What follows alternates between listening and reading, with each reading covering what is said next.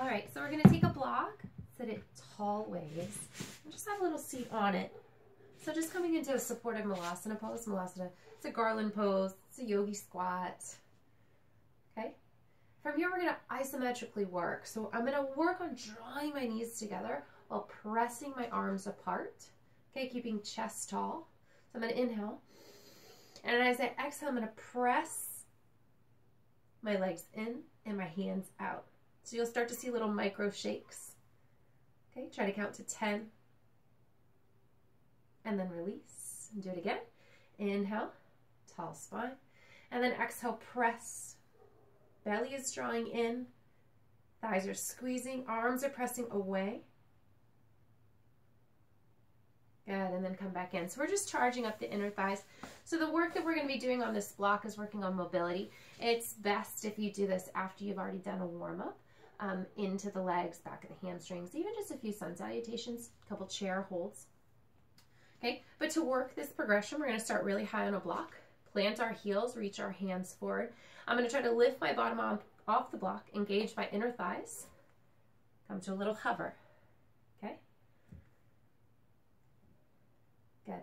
And if you find this a super struggle still, putting another block in your hand or a counterweight like a kettlebell, a small weight, or a slam ball or something, a medicine ball if you have it, or holding a partner's hands. Okay, when you feel okay doing it that way, lower your block, sinking back a little lower. And then we're gonna redo this isometric hold. So I'm gonna inhale, tall spine, open. And as I exhale, I'm gonna squeeze my inner thighs really close, press my hands away. Good, and then release. And then same thing, ground down through the heels, use my inner thighs, reach forward. Hover and down, hover and down, hover and down. Good, and then we're going to try without the block. So before we try to just lift without it, because it's much harder to lift without the block when you're used to being up, and if you have tight hips, we're going to roll back and roll up. So we're going to roll back, tuck the knees, roll up. Okay, coming into that Malasana pose, roll back, roll up. Again, you can use a block or a counterweight here. This will help draw you forward and up. Okay, so then the progression from here is to try to get up without too much momentum. So without the roll and without the blocks. As I lift, I'm going to try to squeeze my inner thighs and hover my bottom off the ground. And back down. Up. And back down. And up. And back down. So this doesn't happen overnight. It doesn't happen in one practice. It takes a lot of hip work if you're really tight in the hips, especially if you're lifting, running, cycling a lot. Your hamstrings and your quads and your hip flexors aren't used to something like this. But it's a really great drill to do daily. And maybe you start on a high block and you get lower and lower and lower. Maybe you stay on the block and just work the hips. Okay, another drill to work on is a 90-90. So I'm going to take right out of the hip, my front leg at a 90-degree angle, flex the ankle, okay, and then draw this one back so it's a nice 90 out of the hip this way.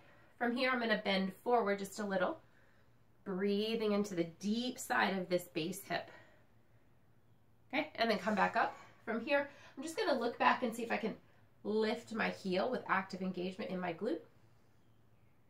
So you might find glute cramping. Okay, when that feels okay, I'm going to lift heel and then see if I can hover the knee without shifting too much weight this way. Because we're targeting really deep inside the glute here. Lower, lift, lift. And then once you can hover, maybe you flex and kick out. Big squeeze right here. And back, forward, and back. Good, and then we can switch to the other side.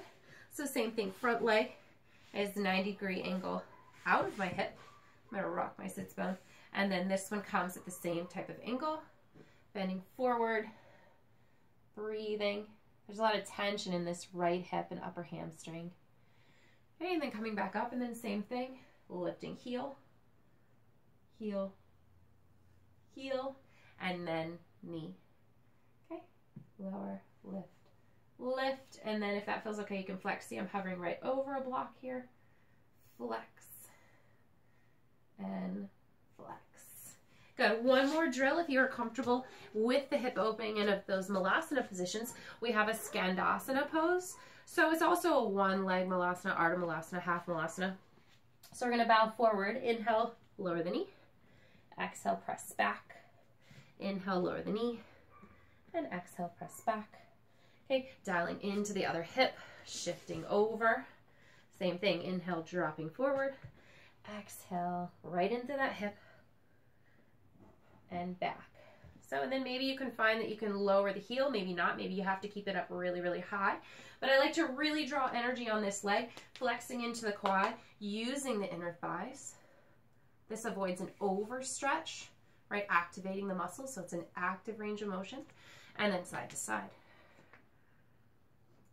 And side to side. Okay? From here, you can try to lift back up, reaching forward, engaging inner thighs, lowering back down, reaching forward, engaging inner thighs.